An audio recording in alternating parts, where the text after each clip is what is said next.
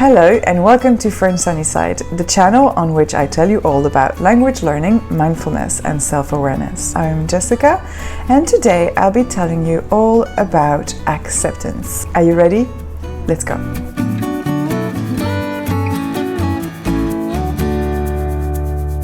So today I want to tell you all about acceptance and how it's linked to language learning.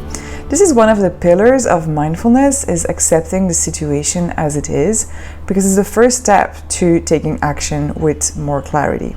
And what I've noticed in my students or prospective students is that one of the common obstacles that they face is wrongly assessing either their levels or their needs.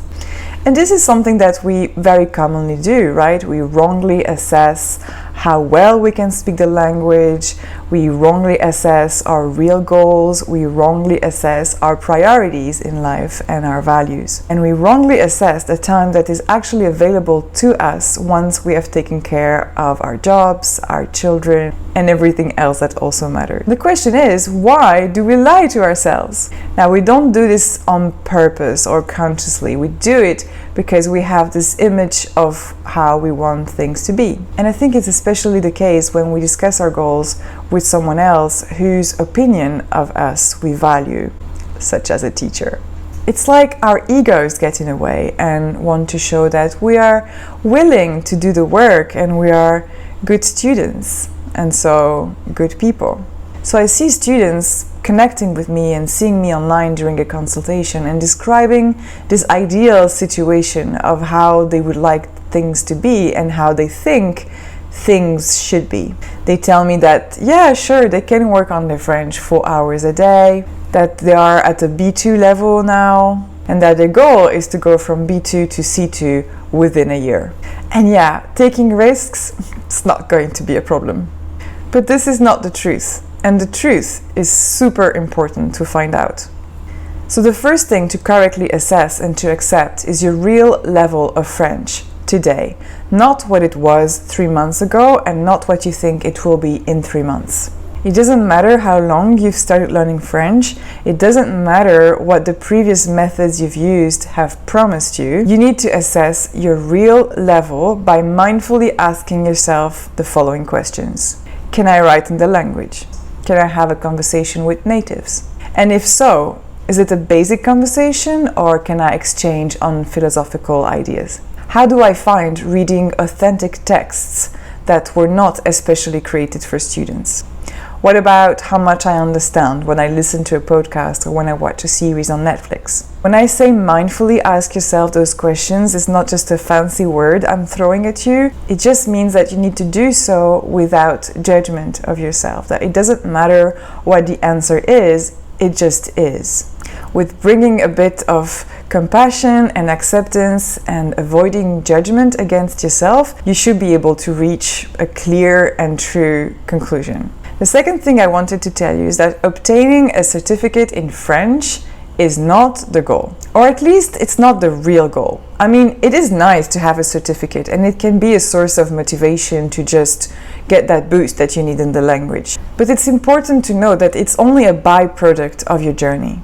If you're in this because you want to collect a certificate, you're in for the wrong reasons. This is because your motivation is going to be led by your ego. I'm saying this, it's not a judgment. Our egos are very important and without them, we wouldn't be doing anything. But it's very important to be aware of when it is our ego leading us, because it will also prevent your authentic self from doing the things that truly matter to you.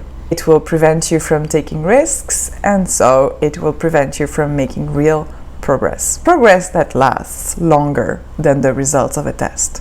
So repeat after me, a French certificate is not the goal. Finally, the third thing that we need to accept is our priorities in life. As you know, having your priorities straight is a key element to having a balanced and fulfilling life. It's the same for French. What place does language learning have in your life? What are the other areas of your life that require your time and attention? It's very important that you make a list of your priorities, starting with the most important and finishing with the least important. And your weekly organization should reflect those priorities. Now, this is really an element where most people struggle, because let's say a priority for me is education and ongoing progress, but in my daily schedule, I don't have time to progress more than an hour a week. Now, this is going to create frustration and it's not going to allow me to lead a very fulfilling life. So, a list of your priority that should be reflected in the way you organize your week. So, for example, my list of priorities is first my mental health, then my daughter, my husband, my family and friends, finally my career and education, and in the last position comes my free time and my leisure, and that includes language learning as well. So what does it mean? It means that typically I start my day with 3 hours of self-care. I know, I'm self-indulgent and I love it. So I wake up super early for that, and I make it my absolute priority to be able to journal, meditate, do yoga, read and learn anything that I want to learn that's going to fulfill me. After that, I homeschool my daughter, and that's for about 4 to 5 hours a day. This is really high quality time for us because this is the best that I do. I teach and I give it to her. So I'm giving her the best of my capacity for her to grow. It's super important to me, I hope to her as well, and it enables us to have this special relationship that I care about so much. Finally, I'll dedicate 5 to 6 hours of work per day. Now, this is a pretty heavy schedule already, as you can see. So I need to assess how much time I have for my free time and for my language learning. Now, I consider language learning part of self-care and mental health. So I will include already about 30 minutes of journaling in one of my target languages. For the moment, it's Italian. However, I also give it an extra 30 minutes per day, typically when I'll take a break from work or just after work. Plus additional time to watch a movie or to read a book at the weekend. That's it. That's all I have. I don't have more time. I cannot work 4 hours per day on my Spanish or my Italian. When you see things clearly, you can accept the situation as it is and work with that. If, like me, you have only 30 minutes a day, then work with that. And honestly, 30 minutes a day to learn a language, that's going to be enough, especially if you do so mindfully.